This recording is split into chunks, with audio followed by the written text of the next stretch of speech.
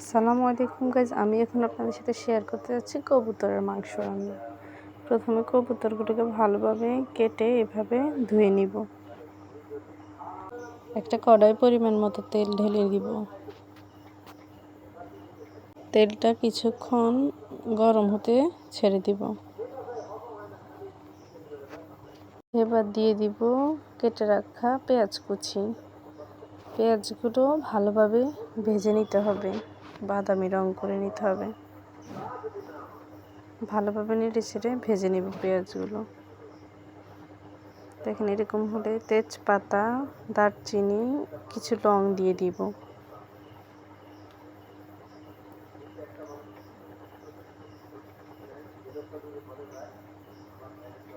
দেখেন এরকম কালার হয়ে যাবে। এবার দিয়ে দিব রসুন বাটা, দিয়ে দেব মরিচ বাটা, নিয়ে ভালোভাবে একটু নেড়ে চেড়ে নিব।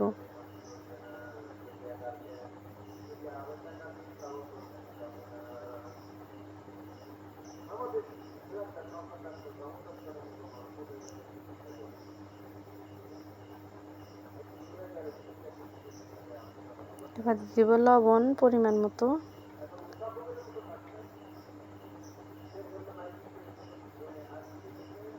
দিয়ে দিব হলুদ গুঁড়া পরিমাণ মতো, দিয়ে দিব জিরা বাটা, আদা বাটা, গরম মশলা বাটা দিয়ে দিয়েছি।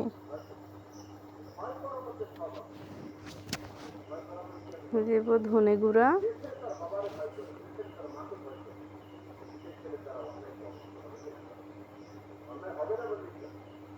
দিয়ে দেব মরিচ গুঁড়া পরিমাণ মতো। যে যতটুকু ঝাল খাবেন সেই অনুযায়ী দিয়ে দিবেন। আমি আমার মতো দিয়েছি। এবার সামান্য পরিমাণে পানি দিয়ে মশলাগুলোকে ভালোভাবে কষিয়ে নিব। যত মশলা কষানো হবে ততই আপনার তরকারির টেস্ট আসবে।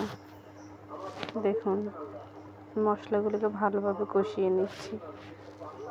যখন তেল উঠে যাবে তাহলে বুঝবেন যে আপনার মশলাগুলো কষানো হয়ে গিয়েছে। দেখেন ঠিক এমন হবে। দেখছেন তেল উঠেছে, তার মানে আমার মশলা ভালোভাবে কষানো কমপ্লিট। এবার কবুতরের মাংসগুলো ছেড়ে দিব কষানো মশলার মধ্যে, দিয়ে তারপর ভালোভাবে নেড়ে চেড়ে নিব। এখানে সবগুলো মশলা মাংসের ভিতরে ভালোভাবে মিক্স হয়ে যায়। এবার ঢাকনা দিয়ে ঢেকে দিব। ঢাকনাটা উঠিয়ে আবার কিছুক্ষণ মাংসগুলোকে নেড়ে চেড়ে নিতে হবে।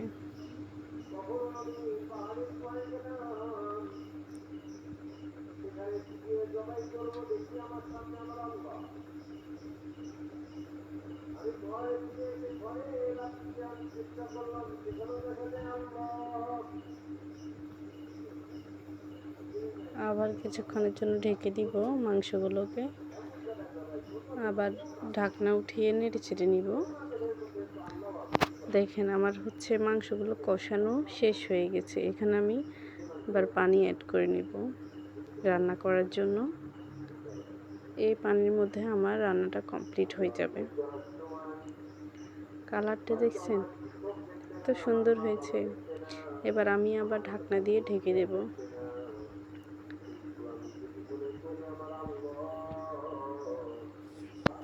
এবার ঢাকনা উঠিয়ে দেখবো যে আমার তরকারি কি অবস্থা। আবার একটু নেড়ে চেড়ে দিব। যতক্ষণ না ঝোল শুকিয়ে আসবে ততক্ষণ এটা জাল দিতেই থাকবে। দেখেন আস্তে আস্তে ঝোলগুলো শুকিয়ে আসছে। আর একটু ঝোল কমলে হয়ে যাবে আমার কবুতরের রান্না। যদিও আমার এগুলো ফার্স্ট টাইমের রেসিপি ভিডিও, কেউ কিছু মনে করবেন না। প্লিজ সবাই সাপোর্ট করবেন আমাকে। দেখেন জাস্ট নিজের রান্না বলে না যে নিজেই বলে এমন না, আপনারাই দেখেন কালারটা কেমন হয়েছে। রেডি হয়ে গেছে আমার কবুতরের মাংস। এখন হচ্ছে খাওয়ার পালা। যদিও আপনাদের খাওয়াতে পারবো না, আপনারাই বলেন কালারটা ঠিক কেমন হয়েছে। কালার দেখলেই তো বোঝা যাচ্ছে না রান্নাটা ঠিক কেমন মজা হবে। প্লিজ কমেন্ট করে সবাই জানাবেন। আল্লাহ হাফেজ। Thank you so much.